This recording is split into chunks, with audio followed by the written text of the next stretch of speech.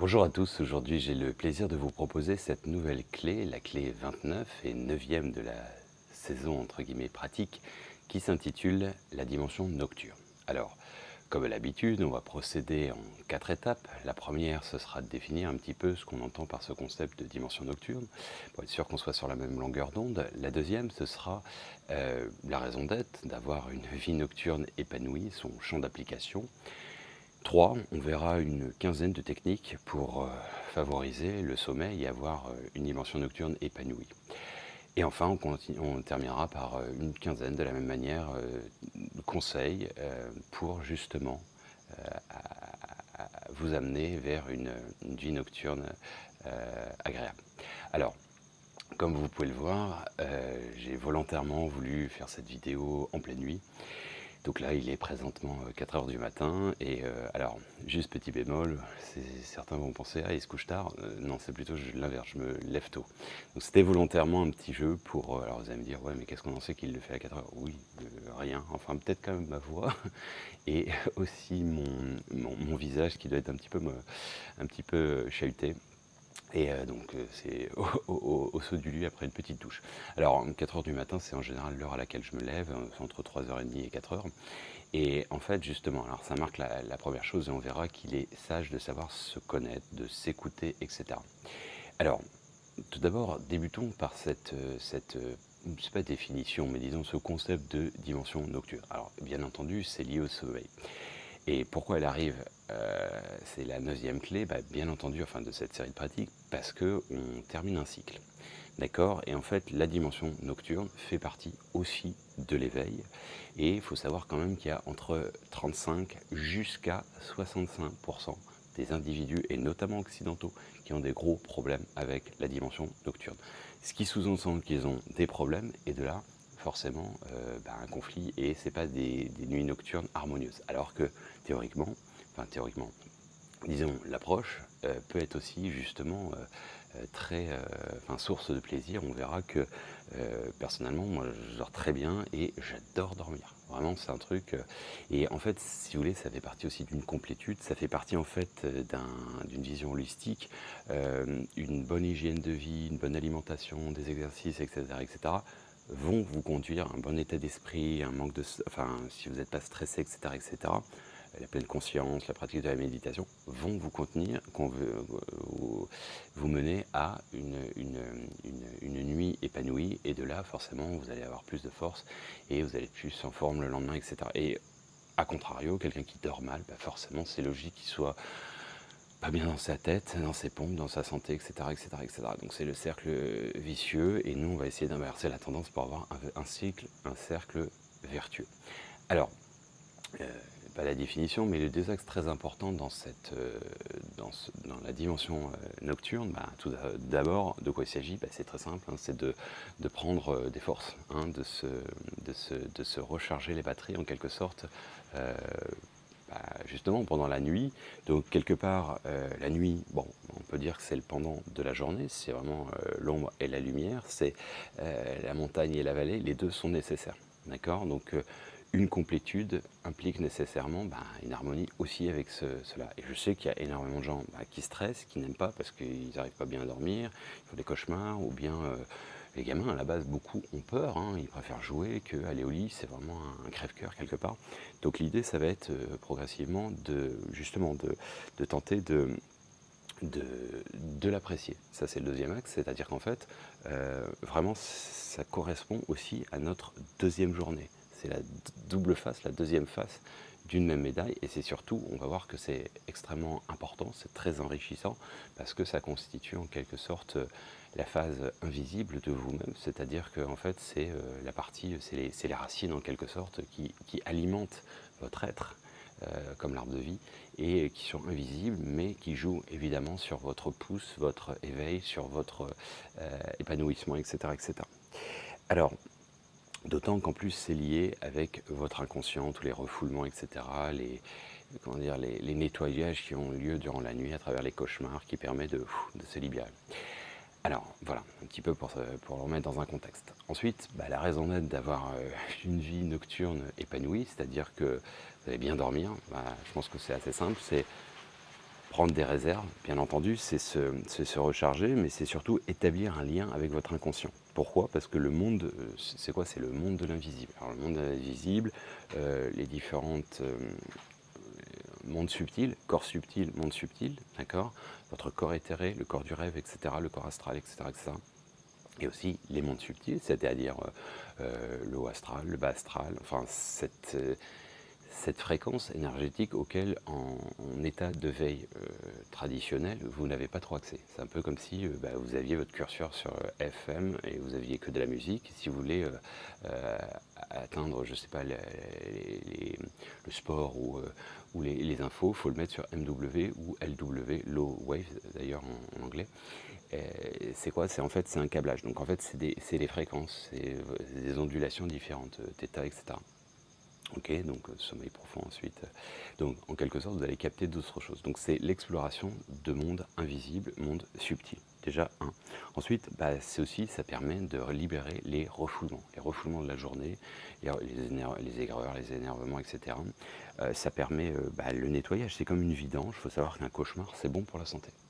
Moi, j'en fais assez régulièrement et en fait, pendant un temps, je me suis posé la question. Je me suis dit, mais c'est assez étrange. Pourquoi je me suis enfin, je ne suis pas toujours 100% heureux, c'est évident, en harmonie, comme tout le monde, j'ai des hauts et des bas parfois, mais grosso modo, je m'estime l'être. Et c'est étrange parce que mon ratio cauchemar, il est plus important que ma réalité. Et en fait, je me suis rendu compte que c'était comme si mon inconscient avait besoin un petit peu de ça aussi. Et combien de fois ça m'arrive en fait de faire des cauchemars et je suis angoissé, je pleure dans mes rêves et tout.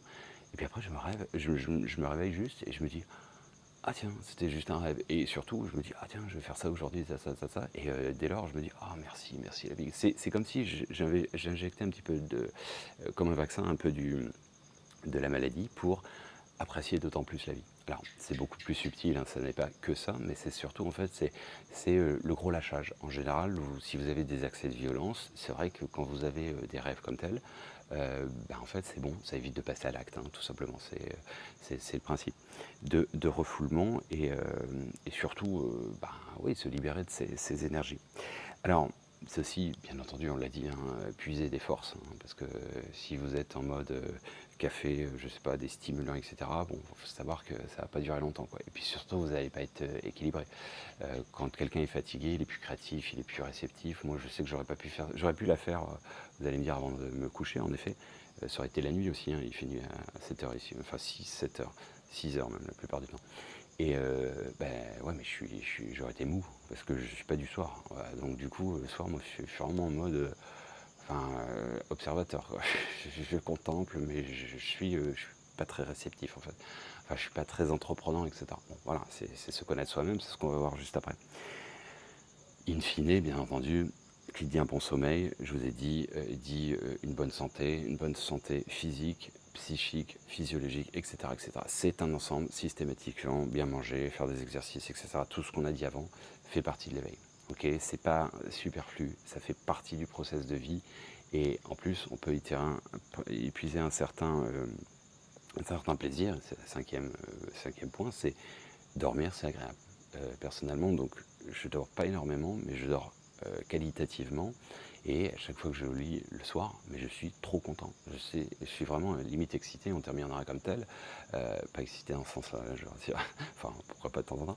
Mais non, plutôt dans ce sens, on va explorer des nouveaux mondes. Vraiment, j'ai vraiment ce sentiment. Et je fais une petite sieste le midi, après avoir marché, couru, etc. Alors, je mange pas le midi, donc forcément je gagne du temps. Mais disons que pareil, quand j'ai ma petite sieste, elle est primordiale. Si j'ai pas fait ma petite sieste, je sais que je vais me coucher vraiment encore plus tôt le soir. Ça va être de l'ordre de 9h, 9h30.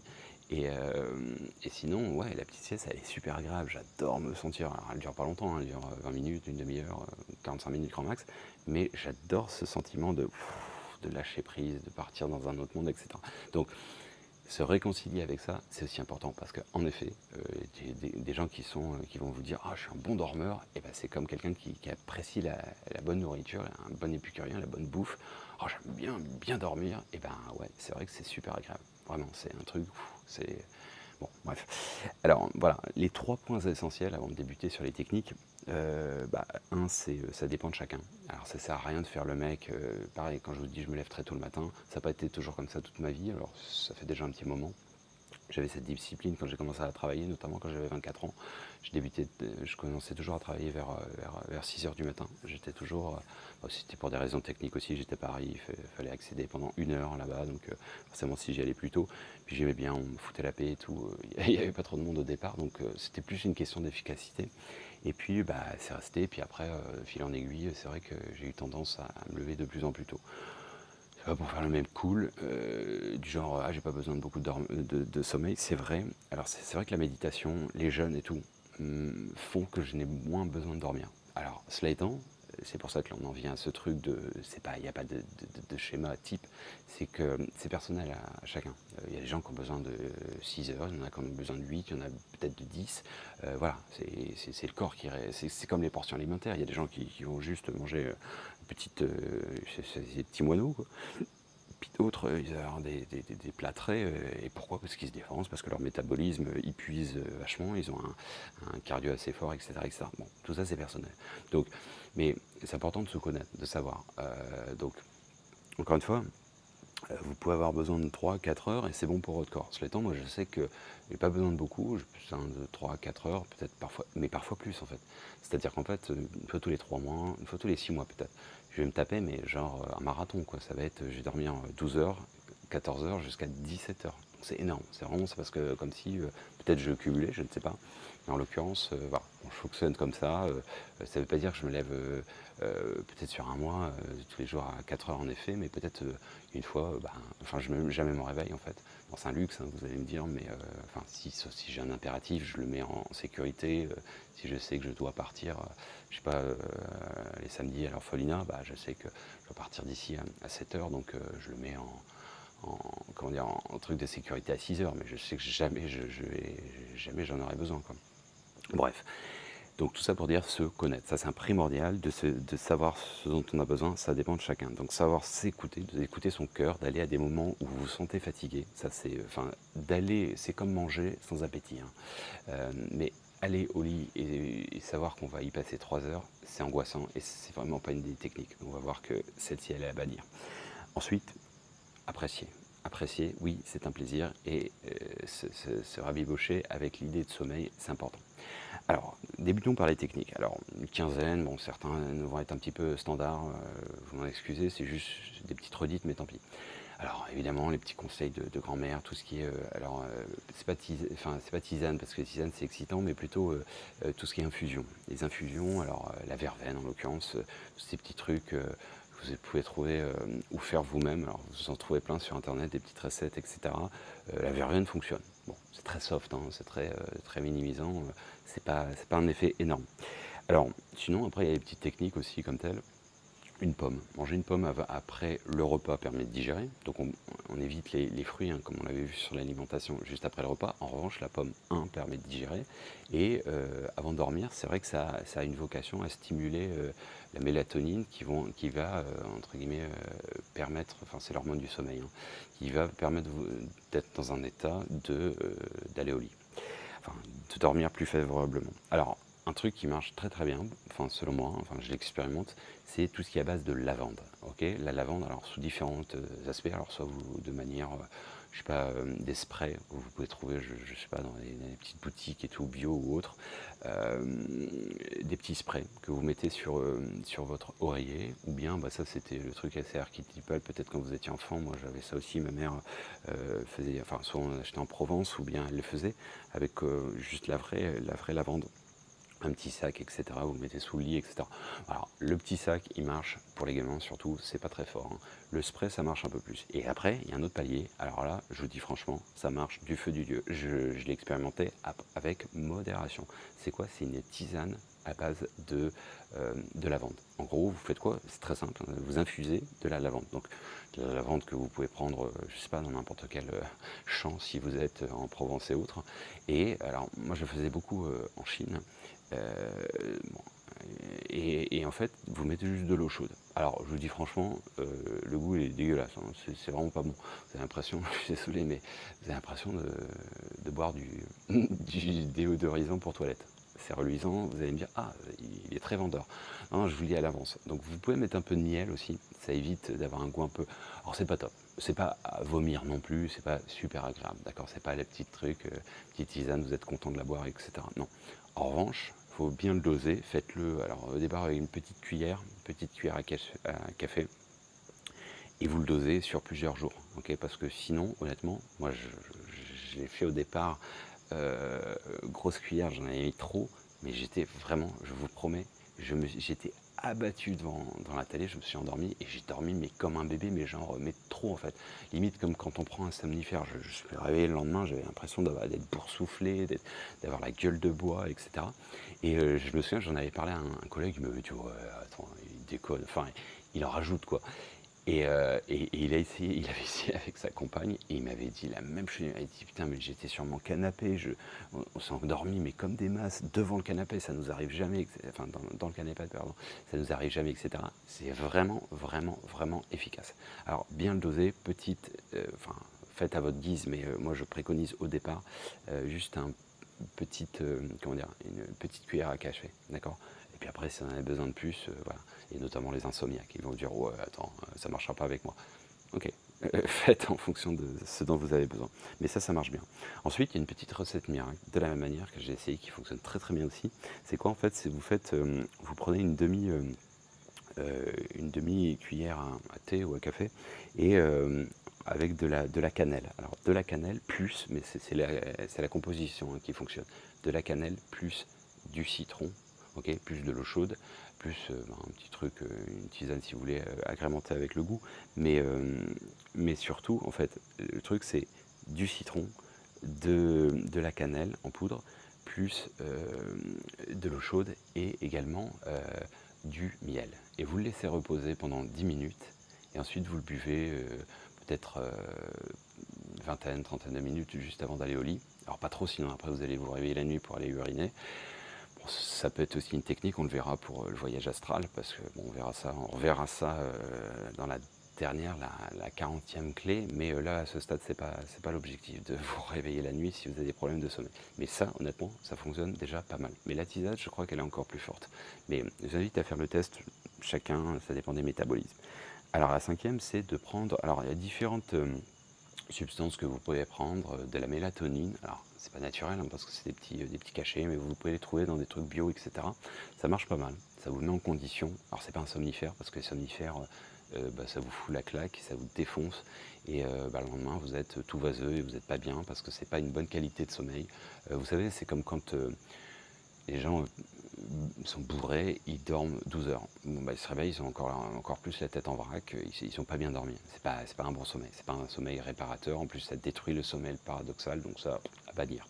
Donc là, c'est vraiment la mélatonine, c'est mesuré en fait. C'est l'hormone qui est sécrétée par la glande pinale, c'est-à-dire donc votre troisième œil.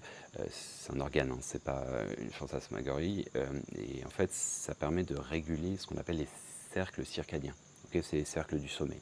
Donc quelqu'un qui aurait justement troisième œil ouvert, enfin disons développé, aura tendance à mieux dormir, etc. C'est une régulation en fait. Et si vous dormez mal, vous avez de grandes tendances à justement avoir ces problèmes d'ouverture, etc., d'œil. Alors la mélatonine, les racines de valériane également, ça marche bien. Donc ça c'est des racines, hein, ou le kava également. Alors ça c'est choses, c'est pas très connu, donc ça demande d'aller voir soit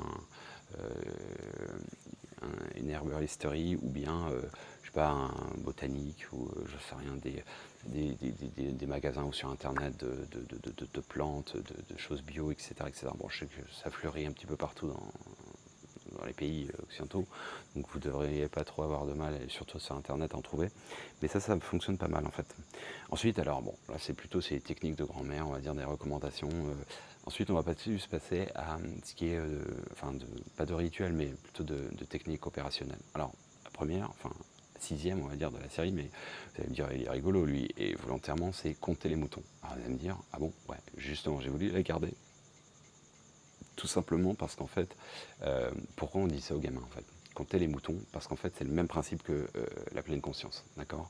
C'est en fait la pleine conscience, quand vous récitez un mantra, quand vous focalisez sur la respiration ou bien une visualisation, un point, concrètement, vous faites, c'est le même principe que compter les moutons. En fait, vous occupez votre esprit à ne pas penser à plein de choses et vous recentrez sur le comptage des moutons. D'accord? Donc, ok, c'est un truc pour les gamins à la base, mais ça fonctionne aussi très très bien pour les adultes. Donc, je vous invite à retenter l'expérience si vous le voulez. Et alors, une petite variante, la septième technique, c'est de compter enfin faire un compte à rebours en partant de 1000. Alors 1000, et vous voyez les chiffres, 1000, 999, 998, etc., etc. Alors, en général, on n'atteint pas les zéros. Et c'est le but du jeu, hein, parce que si vous faites le compte à rebours, vous calculez ce que ça fait, sachant que 5 minutes c'est déjà 300, donc ça fait plus d'un quart d'heure pour s'endormir. Okay, et puis ça peut être un peu chiant de compter à l'envers, donc forcément, et dans l'autre sens, ça ne marche pas aussi bien. Pourquoi? Parce qu'il y a une petite gymnastique à faire, et à un moment, vous avez juste envie de lâcher l'affaire et de partir. En fait, c'est le principe. C'est le truc comme si vous deviez tenir quelque chose, vous tenez quelque chose, et à un moment, en fait, c'est pas que ce soit lourd, c'est juste la position, genre un plateau, il n'est pas lourd à la base, et à un moment, vous avez les crampes parce que la position, elle est pas confortable, en fait. Et en fait, de faire un décompte comme ça, et ben à un moment, vous avez juste envie de lâcher le truc, lâcher l'affaire, lâcher prise, en gros, et vous allez être plus en condition favorable à vous endormir. Alors, la huitième technique, c'est une sorte de répétition de mantra, mais plutôt des autoconditionnements favorables à l'endormissement. Ça peut être, je sais pas, ça c'est à vous de choisir, mais je suis de plus en plus détendu, je suis de plus en plus détendu, ou bien, alors je suis en train de m'endormir, pas trop, parce que forcément ça peut aussi créer une attention sur une volonté vraiment, stimulée de vouloir quelque chose, dormir, c'est-à-dire avec une performance, donc du coup ça peut biaiser, mais un truc simple, du genre, ah je suis détendu, je me sens bien, etc. Alors déjà ça conditionne, c'est-à-dire ça prépare à bien dormir et vous réveiller le lendemain matin, parce que ça on va voir que préparer sa journée le soir c'est important, c'est comme certains préparent leurs affaires la veille pour que le matin ils soient un peu en vrac, ils sont un peu à la bourre, donc ils préfèrent, ils n'arrivent pas à réfléchir, ils veulent juste avoir leurs affaires qui sont préparées, ou ce que font souvent les gosses, hein. Et donc du coup, en fait, vous vous conditionnez à vous dire, voilà, déjà, je me sens en harmonie, je me sens détendu, je me sens bien, etc. Donc ça prépare au lendemain. Alors, autre point aussi dans cette préparation, c'est intéressant de voir, alors ça c'est plutôt pour capter les rêves en quelque sorte. Et en fait, c'est faire le lien avec le lendemain. Ok, on verra dans la clé prochaine, sorte de réveil magique, mais de préparer un verre d'eau, un peu comme un rituel. Alors moi j'invite à le mettre sur une fleur de vie, ok, pour capter l'énergie, etc. Que vous avez dessiné, hein, ça marche aussi très bien, pas forcément besoin d'avoir un truc que vous avez acheté. Vous pouvez la dessiner, je vous inviterai dans le futur à la faire personnellement, je la fais tous les matins. Avec un compas, c'est très simple. Et puis aussi en visualisation, mais ça c'est une autre histoire. Et donc vous le posez ce verre, et en fait, qu'est-ce que vous allez faire? C'est pavlovien. Ok, la clé de Pavlov, c'est quoi? On associe une clochette avec la nourriture pour un chien.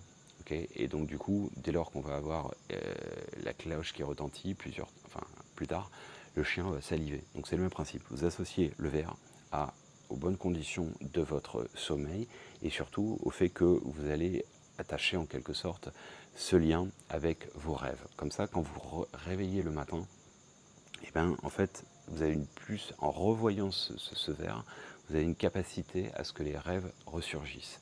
Et en fait, ça fait le lien avec justement la veille, okay, le soir, quand vous avez préparé, et le début de la journée. Comme ça fait un lien très subtil. Et avec au centre, évidemment, la dimension nocturne, qui est une exploration, c'est Indiana Jones. On est allé chercher des informations dans d'autres mondes, etc. Et là, ça va devenir vraiment intéressant. Donc en fait, ça fait le lien, surtout, alors ça semble vraiment anodin, très simple, en plus on la retrouve un peu partout cette technique, mais elle a une raison d'être, entre guillemets, grâce à ça, dans cette vision holistique, où, en fait, si vous voulez, en anglais on dit journey, c'est un faux ami en fait, c'est emprunté au français bien entendu, au vieux François, mais ça veut dire en fait un voyage. En fait de là, vous dites que la vie c'est un voyage qui s'arrête jamais, qui se repose un peu de temps en temps, qui fait des siestes en quelque sorte. Et parce qu'en fait il y a des gens inconsciemment qui associent évidemment le sommeil à la mort, alors qu'en fait c'est juste des petites siestes. Et donc voilà, donc juste de se redire, bon voilà, donc j'associe le matin quand je vais me réveiller, ben, je vais être, ça va revenir, enfin, mes rêves vont revenir, donc ça va me donner les informations, je vais les noter sur un papier par exemple, comme ça je vais les décrypter dans la journée, parce que sinon ils disparaissent, hein. Vous allez juste prendre une douche, vous pouvez être sûr, ils sont morts, vous en souvenez plus, à part si vraiment il y a un truc qui vous a marqué, traumatisé ou autre, mais en général ça disparaît assez vite. Alors, on a vu l'autoconditionnement. Alors, avant de dormir, ce qui est pas mal aussi, et ça je vous invite, si vous avez des enfants à le faire, c'est excellent pour stimuler la mémoire. Et puis, le processus de gratitude, c'est se remémorer, en fait, votre journée de manière accélérée, de manière à la fois euh, achronologique et ensuite chronologique. Qu'est-ce que ça veut dire? Vous commencez par, ok, un peu comme si vous rembobiniez la bobine du film. Donc achronologique, ça veut dire à sens contraire du temps, c'est-à-dire que ben, là vous venez de vous mettre dans le lit, et tout ce que vous avez fait avant, etc., parce que c'est ce qui est le plus frais, et de vous remonter jusqu'au matin. Et du matin, vous revenez jusqu'au soir. Alors c'est pareil, ça, il y a de grandes chances que vous vous endormiez avant, parce que ça va demander peut-être une petite gymnastique qui va vous faire, ouais, je lâche l'affaire, c'est bon. Alors ça permet aussi de se remémorer, ça active la mémoire, ça permet aussi d'être dans la gratitude, c'est-à-dire c'est un petit peu un bilan entre guillemets de ce que vous a apporté la journée. Alors, une autre technique, c'est de voir en accéléré, en fait c'est une visualisation d'une route, en fait une voie, alors peu importe les détails, en forêt ou machin, c'est pas ça, hein.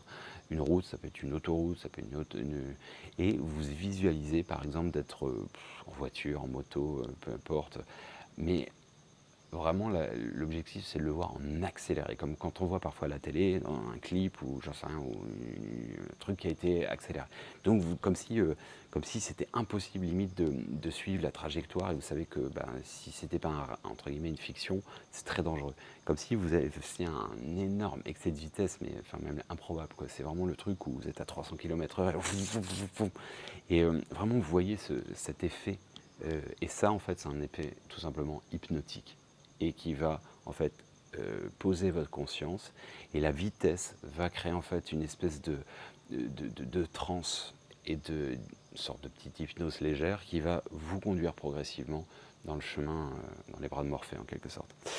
Alors, une autre technique, c'est d'imaginer de descendre un escalier, alors un escalier standard, ou bien, alors le mieux, c'est un escalier en colimaçon.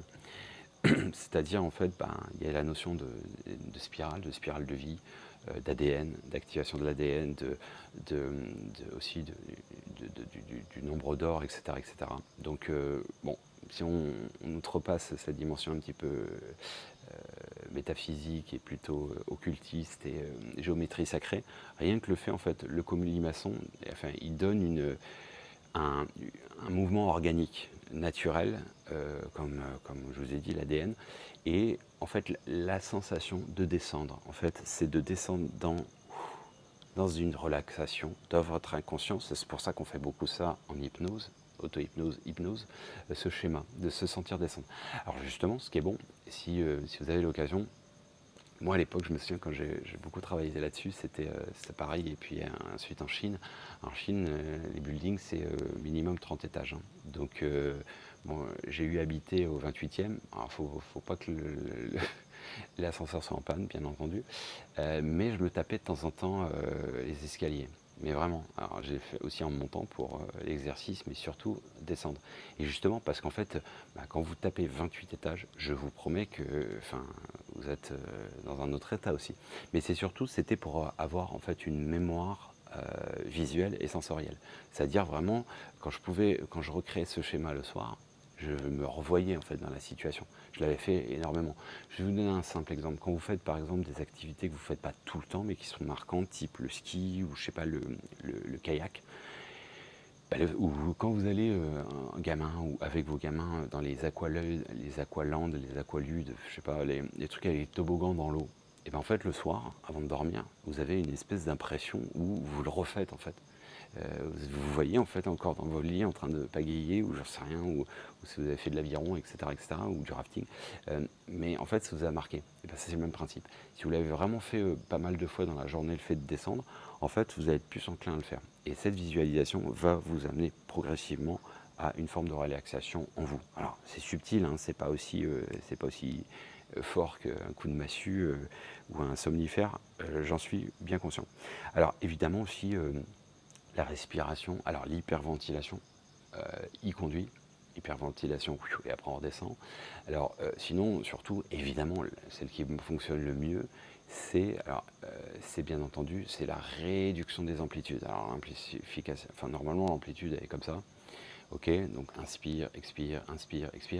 Alors le but du jeu, c'est de le faire, mais genre quasiment neutre, ok, un filet limite, où vous allez la réduire volontairement, sans être étouffé et tout, mais vous allez la réduire, ok, progressivement, vous allez réduire les amplitudes, vous allez inspirer le moins possible, expirer le moins possible, mais sans que ça vous peine en fait, et ça apporte un calme. C'est pour ça que et ça vous conduit bien entendu dans le cheminement intérieur du sommeil.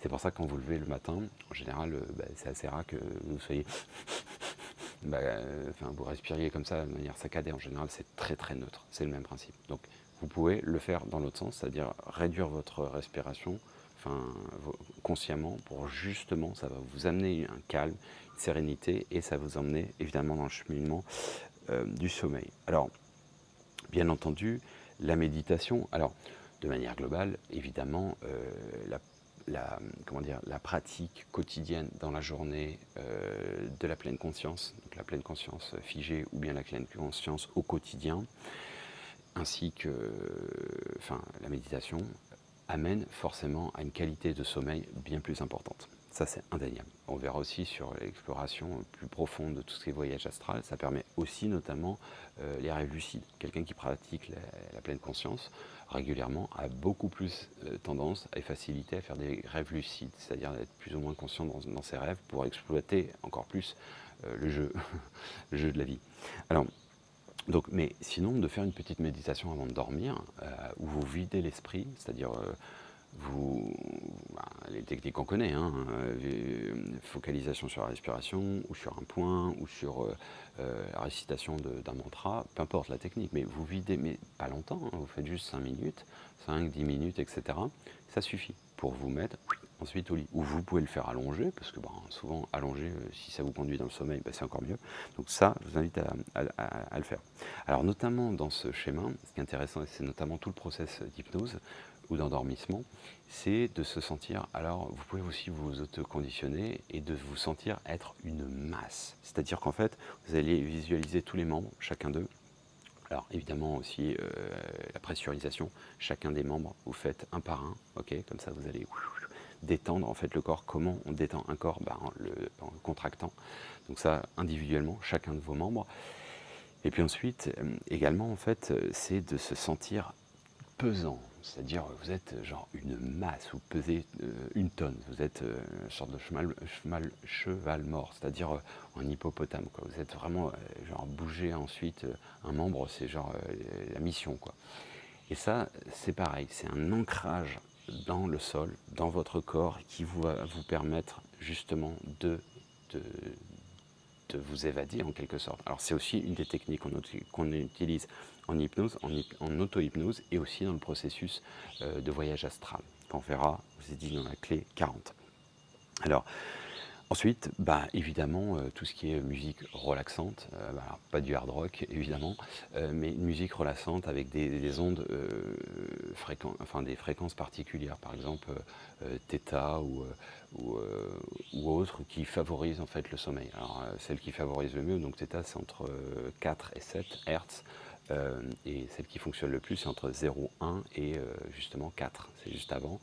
Et alors, juste un détail, hein, on ne les entend pas, ces fréquences. Donc quand vous mettez un audio et qu'on vous dit qu'il y a dessus, vous ne pouvez pas le voir. Donc, mais en fait, c'est comme les infrarouges, les ultraviolets, vous ne les voyez pas, sauf les animaux, enfin certains.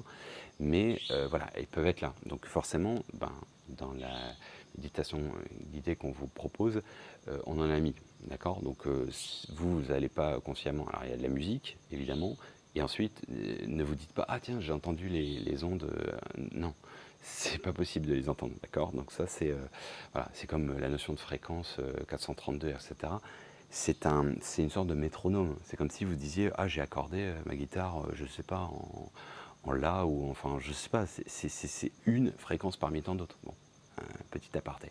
Mais voilà, donc, mais tout ça pour dire que nous, on l'accompagne, on le met, on le lit, ce son. C'est comme si vous aviez, je sais pas, en fait, il y a des gens parfois qui chantent faux. Il y a Étienne Dao, c'est ce qu'il dit en fait, a priori, selon lui, il dit qu'il chante faux, donc du coup il a toujours dans l'oreille un la qui lui le remet en fait au diapason quoi. Sinon il partirait probablement trop loin. Donc bref, bon ça on l'entend le la, mais je veux dire ça touche votre inconscient. C'est pas, mais sinon ces fréquences, donc comme je vous ai dit, les fréquences θ, donc ça c'est pour l'endormissant. Ensuite les fréquences delta, ça c'est vraiment le sommeil profond. Donc c'est de 0,1 à 4 et les ondes θ c'est de 4 à 7. Donc ça c'est différent. Mais évidemment une bonne musique quand elle est bien faite, par exemple vous en avez qui durent jusqu'à 8 heures hein, sur YouTube. En général, théoriquement, le mieux, c'est quand elles font, par exemple, elles sont plutôt en mode θ pendant les 30 premières minutes, voire la première heure, comme ça vous permet de partir. Et ensuite, ça accélère le process de sommeil profond, paradoxal, etc. C'est là, c'est vraiment, c'est le contenu, c'est là où vous vous reposez, c'est là où vous avez les rêves, etc., etc. Donc, et puis il y a des cycles, surtout, vous avez normalement 4 à 5 cycles pendant votre sommeil, ça dépend de la durée bien entendu, et c'est là où vous rêvez, c'est là où vous reposez profondément, etc., etc. Alors, du coup, je vais parler de la dernière technique, c'est la méditation guidée. Alors, avec une voix, avec beaucoup de cœur, de l'énergie, des vibrations, des sons qui vont vous... Des sons, on va dire, 3D, en fait, qui ont vocation à tourner, donc à vous faire tourner la tête. C'est-à-dire qu'en fait, vous allez avoir un son ici, un son là-bas. Donc, c'est important de l'écouter avec un casque spécial ou tout au moins genre des écouteurs. Et voilà, et on a fait en sorte que, ne serait-ce que le texte, etc., il a vocation à être poétique, mais c'est surtout à vous emmener quelque part. Je pense que ce sera agréable. Voilà. Donc je vous invite vraiment à la pratiquer et à la faire assez régulièrement. Alors, quelques conseils. Alors, bien entendu, c'est super important d'aller au lit. C'est comme disait Léonard de Vinci, si vous voulez être en bonne santé, suivez ce régime, mangez uniquement avec envie, dans le sens envie, l'appétit, et en parallèle, mangez ce que vous aimez. Alors, ça ne veut pas dire que vous mangez avec des frites et des burgers, c'est évident, mais enfin, prenez un plaisir, c'était ce qu'il voulait dire implicitement. C'est la même chose avec le sommeil. N'allez pas au lit si vous ne sentez pas. Si genre vous êtes énervé, si vous êtes, comment dire, vous ne le sentez pas. De temps en temps, moi je sais que je vais au lit, ça m'arrive d'aller au lit tard, ce que j'estime tard. Je sais pas, 11h30, minuit. Pourquoi? Parce que j'ai pas sommeil, quoi, tout simplement, donc je me force pas. J'écoute mon corps, ok, et voilà. Mais en général, c'est faire le parallèle, vous allez adorer, c'est comme d'aller aux toilettes, ça sert à rien d'aller y passer 1 heure, quoi. Allez-y quand vous avez vraiment envie, c'est le même principe. Vous allez apprécier, j'imagine. Mais c'est ça en fait, il faut le sentir, ok. Ne vous forcez pas dans ce sens, sinon le fait de stresser à l'avance, de se dire je ne vais pas bien dormir, j'ai pas envie de dormir, etc. Ça vous met dans les pires conditions de galérer et avoir des insomnies. Vous savez, cette notion d'inconscient, de stress, etc., c'est vrai pour plein de choses. Je vais vous donner un simple exemple, on le reverra dans la partie sexualité dans une troisième saison, troisième série de vidéos. Bon, alors ça c'est plutôt masculin, mais problème d'érection. C'est sérieux, hein, c'est de la sexologie, c'est pas censé être drôle. Problème d'érection, alors qui arrive pour les personnes qui ont déjà un certain âge, mais pas forcément. Ça arrive aussi chez les jeunes, chez les moins jeunes. Alors ça peut être vraiment psychologique, ça peut être un stress. Je vous dis n'importe quoi, mettre un préservatif, la personne ne sait pas trop comment ça marche, etc., etc. Et du coup, elle va stresser. Et du coup, le stress, en général, ça affecte directement la qualité de l'érection. Donc du coup, quelqu'un par exemple qui est pas du tout qui a eu cette expérience, cette mauvaise expérience, ok, parce qu'il a stressé, il était un peu en panique, voilà, sur le moment, et ben il a de grandes tendances la prochaine fois à répéter ce schéma. C'est pour ça que pas mal de sexologues qui préconisent, alors ça semble bizarre pour certains, même des jeunes qui ont 25 ans, 30 ans, etc., ils leur filent par exemple un petit stimulant, un Viagra ou j'en sais rien, un truc comme ça, juste ponctuellement, genre une petite cure, genre 2-3 fois, pour qu'en fait ils retrouvent en fait une sorte d'assurance en disant: «Bon, c'est pas j'ai pas de problème d'impuissance, c'est juste j'ai été stressé, j'ai flippé, enfin je me suis pas senti à l'aise, donc j'y vais cool, je suis détendu», enfin façon de parler, parce que le Viagra, il va pas vous détendre. Mauvaise joke, pardon. Heu, bon, c'est sérieux ça, c'est vraiment ça. Je pense que vous aurez compris le truc. Si vous allez au lit en vous disant: «Ah ça va pas marcher, je stresse et tout», c'est pas bon. D'accord? Donc ça, on va justement faire en sorte déjà de s'écouter, de savoir quand est-ce que vous êtes fatigué et vous y allez pas avant sinon. Ensuite, on va créer des conditions favorables. Alors, du sport, bien entendu, alors ça revient à tout ce qu'on a fait, hein. Quelqu'un qui fait du sport régulièrement, alors pas tous les jours nécessairement, mais qui fait du sport régulièrement, libère les toxines, etc., a une meilleure qualité de sommeil. Ça, c'est indéniable. Quelqu'un qui va en nature, marche en forêt, etc., qui va à la mer, etc., qui a l'air marin, etc., il n'a pas besoin de... Enfin, le Havre, le Havre en hiver, ça marche très bien aussi, hein, c'est-à-dire un bon shoot de vent, d'air, etc., ou Cherbourg, peu importe, hein, mais je veux dire, c'est pas forcément nécessairement Seychelles à la plage, hein, donc, mais bon, même en forêt, ça marche très bien. Donc le grand air, le sport. Alors le sport, bien entendu, pas juste avant de dormir, à part le sport, vous voyez ce que je veux dire. Ça, par exemple, avoir une relation sexuelle, sérieusement, avoir une relation sexuelle avant de dormir, alors certes, c'est du sport, mais cela étant, enfin, c'est du sport, c'est une activité physique, on pourrait dire. Ça, en revanche, ça peut favoriser le sommeil. C'est pour ça que bon nombre souvent, de monsieur s'endorment un peu comme une masse juste après. Bon, bref, à bon entendeur, salut. Mais disons que non. Plus sérieusement, même si c'est sérieux, comment dirais-je, le sport, n'allez pas courir 1 heure juste avant de dormir. Ça, c'est pas très bon, hein. Ça active le cardio et c'est pas bon. Donc, en revanche, faites-le éventuellement, j'en sais rien, moi, 4-5 heures avant de dormir. Là, en effet, vous allez être plus, cané, quoi, tout simplement fatigué, donc naturellement. Alors, bien entendu, ça c'est des conseils assez simples, évident, évitez de trop manger et surtout préconiser minimum 2 heures, 2 à 3 heures avant d'aller vous coucher. Donc si vous le couchez vers 22 heures, arrêtez de manger à 7 heures. Alors, je sais que c'est un peu gênant et contraignant pour certains. Bon, en général, il y a peu de gens qui se couchent à 22 heures, peut-être, je sais pas. Mais si c'est 23 heures, faites le calcul, c'est 20 heures. Mais si vous grignotez ou vous mangez très tard, genre à 21 heures et vous couchez à 10h30, vous avez de grandes chances, en fait, vous allez être ballonné. Donc, vous allez moins facilement vous endormir et ou vous allez faire beaucoup de cauchemars. Pourquoi? Parce que le système de digestion, il va travailler, etc., etc. Et c'est pas agréable. Pareil, vous n'allez pas avoir une qualité de sommeil réparateur en quelque sorte. Alors, ça marche. Vous allez me dire, mais en revanche, j'aime bien quand je fais la sieste le midi. Ouais, alors ça marche bien par contre. Sauf que c'est pas très bon parce que vous faites du gras, hein, directement, il n'y a rien d'éliminer. Donc normalement, il ne faudrait pas aller faire une sieste juste après manger. Il faudrait plutôt aller marcher et ensuite, après avoir digéré une demi-heure, aller faire sa sieste. Ça c'est idéal, comme ça évite de stocker du gras et bref. Et du coup, mais en revanche, oui, c'est vrai que ça marche bien ça.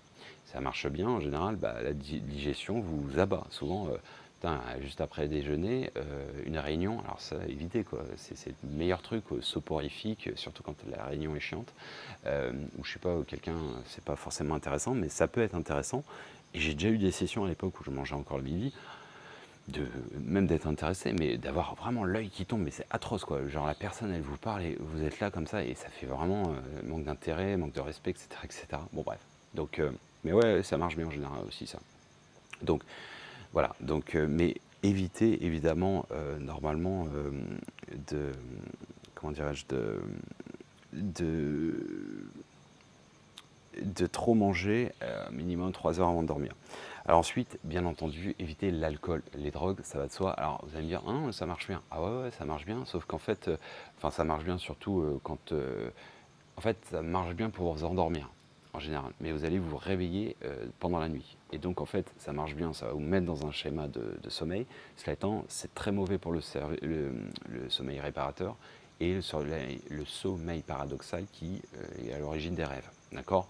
Je parle même pas des drogues, hein. Les drogues, ça défonce, la preuve, hein, si les gens qui fument sans arrêt du cannabis, vous vous souvenez plus de vos rêves. la plupart du temps. Donc la connexion qu'on va essayer d'établir, à savoir noter ses rêves, etc., les décortiquer, aller dans d'autres mondes, etc., bah ça, en gros, peut-être vous allez le faire, mais vous en souviendrez jamais. Et du coup, bah, en fait, ça altère complètement votre épanouissement à ce niveau, votre créativité, etc., etc. Et d'où aussi ce sentiment parfois de ceux qui fument trop, enfin, enfin, tout ce qui est cannabis, hein, ben, des dépressions, etc. à terme, quand ils en abusent, hein, bien entendu. Enfin, je fais ni l'apologie, etc. Mais je vais pas non plus avoir un discours genre complètement hermétique. Et c'est une réalité, il y a des gens qui fument, je ne le préconise pas, je ne le recommande pas. J'ai été ancien fumeur et j'ai arrêté, pour vous dire, en 2007. Et je me porte très très bien parce que vraiment, ça me plombait, quoi. Et ça affecte vraiment le sommeil, la qualité du sommeil. Et aussi la qualité, quelqu'un qui fume tout le temps, il n'est pas motivé, hein, franchement, c'est une réalité. Il a tendance, si c'est trop, à reporter tout, machin, à oublier, etc., etc. Bon bref, c'est des spirales qui ont fait en sorte que ben, c'est pas épanouissant dans l'absolu. Mais c'est surtout que l'alcool et les drogues, j'insiste, altèrent votre sommeil paradoxal. Donc forcément, c'est un choix, hein. Soit vous voulez vous endormir comme une masse, mais il y a beaucoup de cas de figure. Alors sauf si vous êtes bourré mort, évidemment, vous allez dormir, mais je vous ai dit, vous allez vous réveiller le matin, la gueule en vrac, la gueule de bois, mal de tête, et par ailleurs, vous aurez dormi 12 heures, mais un peu comme si vous aviez pris plusieurs somnifères. Vous pouvez dormir jusqu'à 20 heures hein, d'affilée. Une cure de sommeil, c'est ça, hein. Mais vous n'êtes pas forcément retapé. Pourquoi? Parce que c'est du quantitatif, c'est de la masse, quoi. Bon, bref. Ça pour dire, vraiment, faites attention avec tout ce qui est alcool juste avant euh, de dormir.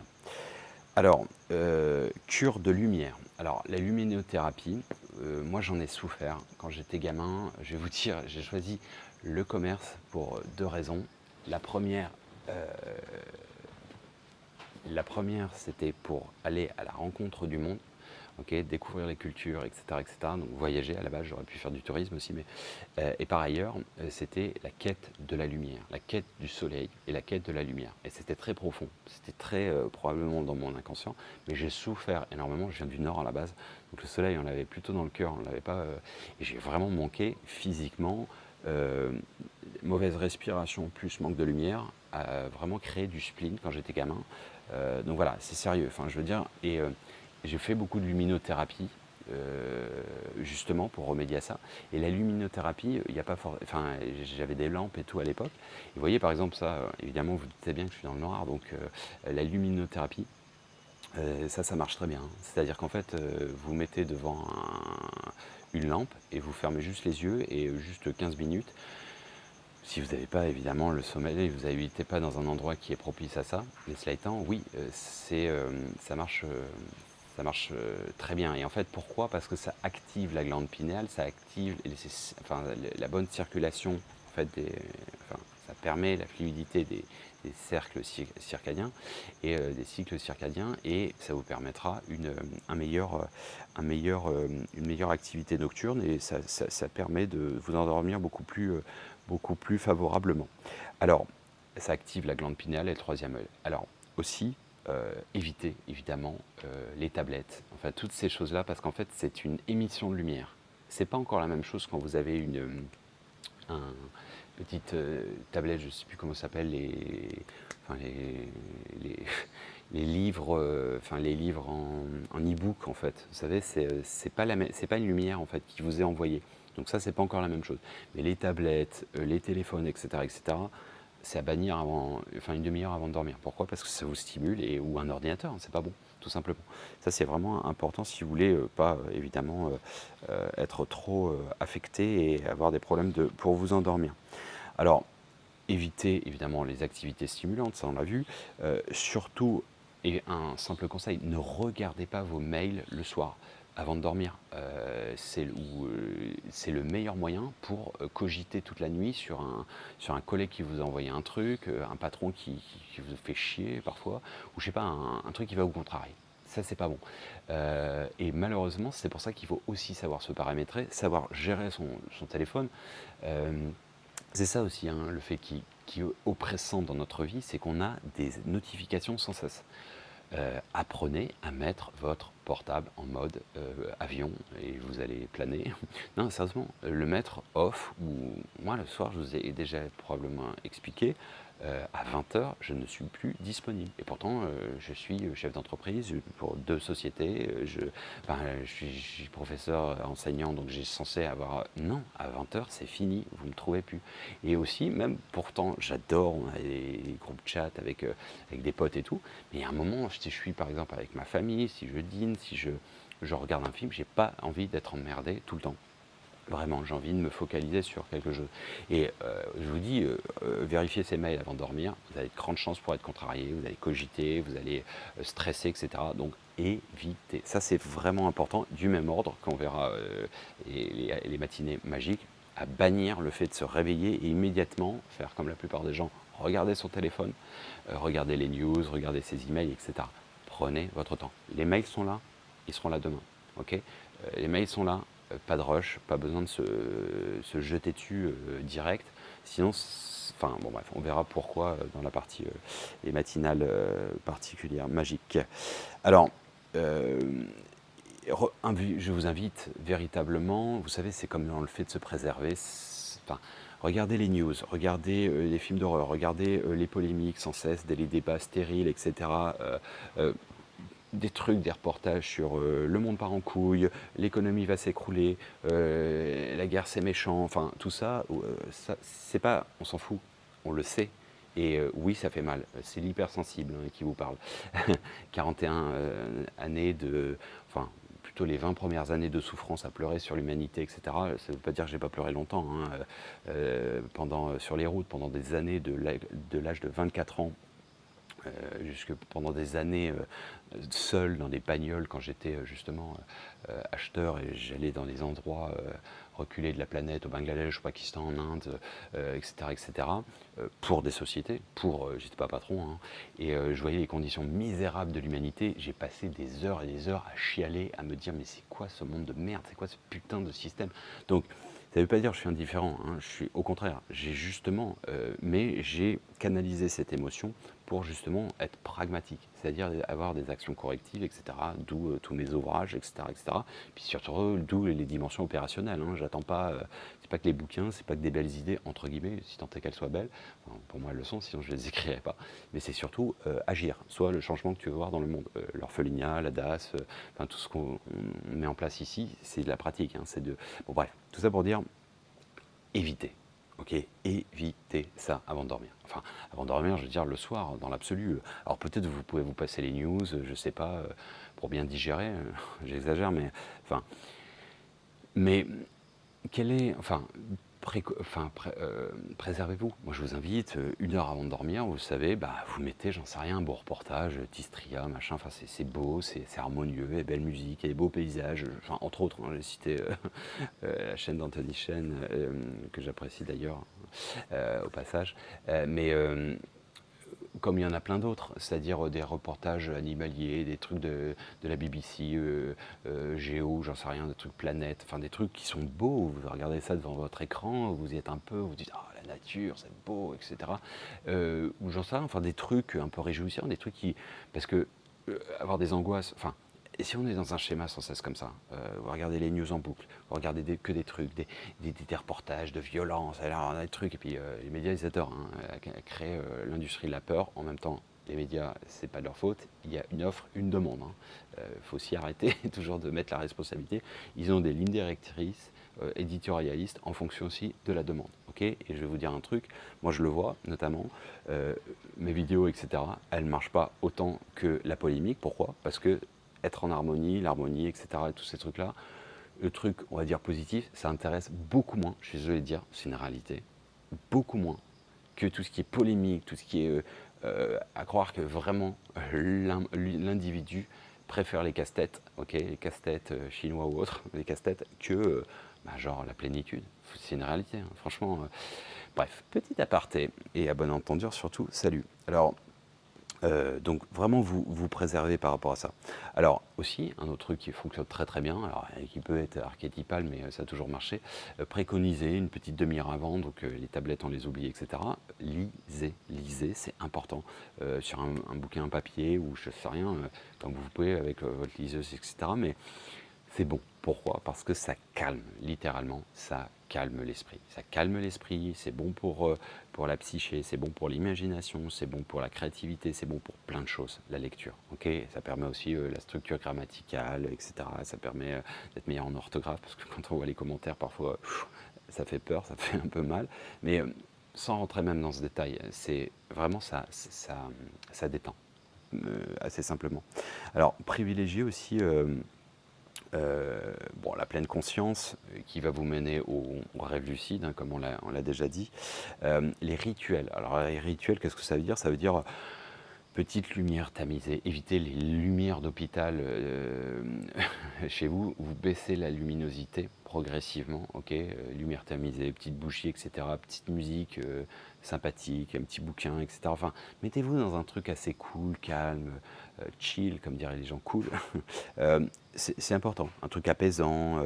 Vous pouvez aussi vous mettre dans un schéma, c'est-à-dire écouter des livres, pardon. Les miens sont gratos, hein, mais vous en avez plein sur YouTube. Vous tapez audio-livre.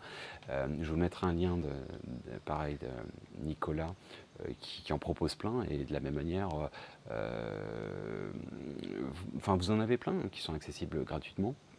Et c'est vrai que moi, j'adore ça. C'est vraiment le côté, l'enfant intérieur, c'est un peu la maman qui raconte des histoires, etc. Enfin, c'est le truc un peu archétypal. Et c'est vrai que des belles voix douces, féminines, masculines, enfin, vraiment la beauté, en fait, de l'euphonie de la langue, de l'euphonie comment dire, du phrasé, etc. Enfin, j'adore ça. Vraiment, c'est un truc, et vraiment, ouais, ça vous permet de partir, quoi. C'est vraiment agréable. Donc, vraiment de vous mettre. Alors, il y en a pléthore, il y en a énormément des techniques comme telles. C'est vraiment le truc, choisissez ce qui vous va bien, mais vraiment vous mettre dans un schéma comment dirais-je, bah, d'apaisement en fait. Et vraiment la notion de baisser la lumière progressivement, c'est important également.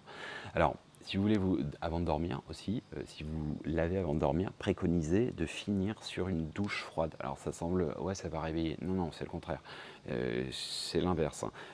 La douche froide, ça baisse la température de votre corps, et quand vous dormez, vous avez une température basse, hein. C'est-à-dire, en général, alors on a chaud parce qu'en général, il y a la couette qui nous donne chaud quand on se lève le matin, mais votre corps, il est froid. D'accord? Et d'ailleurs, il fait le schéma de baisser sa température pour dormir. Donc le fait d'avoir une douche froide, un bain chaud avant de dormir, c'est pas bon. Ça vous met peut-être une claque et vous allez suer, etc. Donc vous avez l'impression d'être un peu... mais non, c'est plutôt, enfin, à éviter, on préconise davantage la douche froide.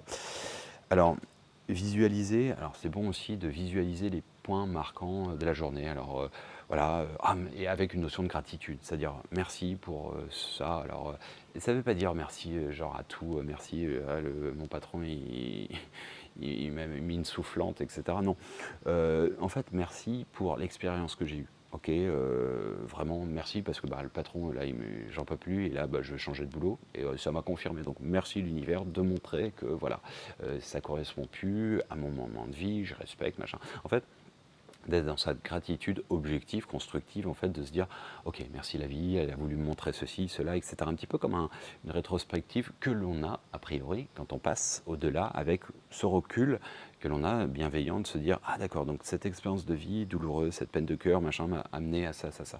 Bon, alors je sais que c'est un peu difficile, mais c'est un premier pas dans une forme de objectivité, détachement, etc., de sagesse, si tant est que le mot soit adapté, mais de pré-sagesse, on va dire.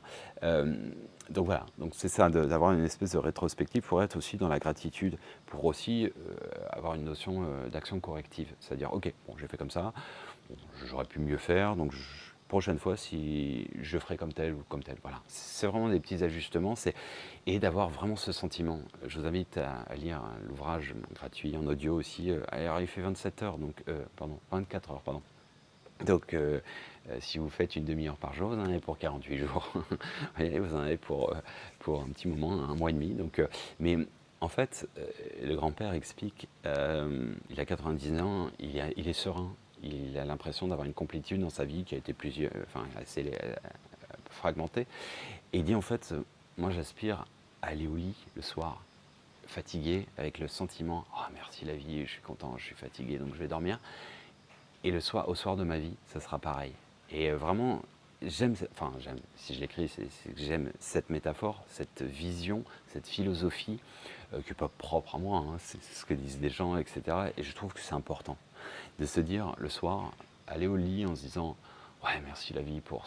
Parce que franchement, ça vous crée une sensation de gratitude et ça vous prépare à la journée, au chapitre d'après, le lendemain, sur le grand livre de la vie. Alors, autre point, l'horloge biologique. Alors c'est important de se coucher et de se lever sensiblement à la même période, d'accord? C'est-à-dire pas de changer tout le temps. Si vous avez tendance à vous coucher à 22h, 23h, sauf si vous avez vraiment des gros problèmes, vous n'arrivez pas à vous endormir, mais c'est vrai que casser un rythme et vous lever de temps en temps à midi et de temps en temps à 6h du matin et ainsi de suite, c'est pas forcément très bon.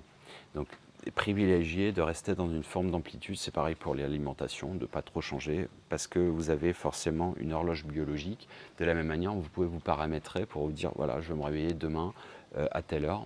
Grosso modo, ça marche bien à 15 minutes. Donc on le reverra pour la partie réveil magique.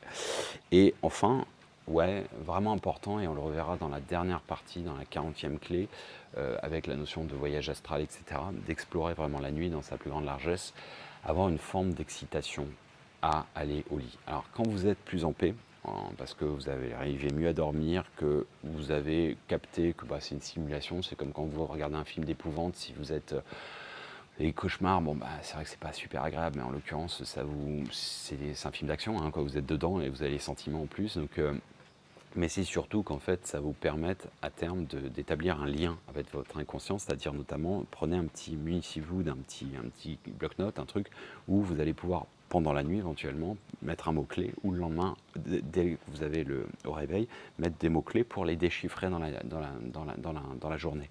Pourquoi? Parce que les mots-clés, ça va vous permettre de ne pas oublier. D'accord? Parce que sinon ça disparaît. Mais en fait, cette proximité dans la nuit, en vous disant, ça fait partie de ma deuxième journée.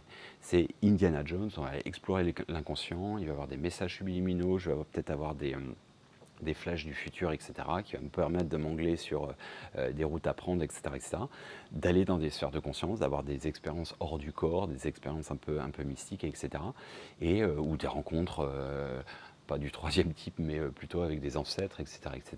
Et vraiment, moi je vous dis, franchement, c'est d'ailleurs ce que j'ai expliqué dans Récréation, l'ouvrage sur la créativité et tout, dans cette complétude, j'ai un peu l'enfant intérieur, c'est-à-dire que je vais au lit, oh, chouette, on va au lit, quoi. C'est du genre, ah putain, je suis trop content, quoi. Et je vais au lit, franchement, comme une masse, je dors très vite et je me dis, ah putain, merci, et je suis trop bien, parce que je suis vraiment fatigué, parce que en général, j'ai une journée assez remplie.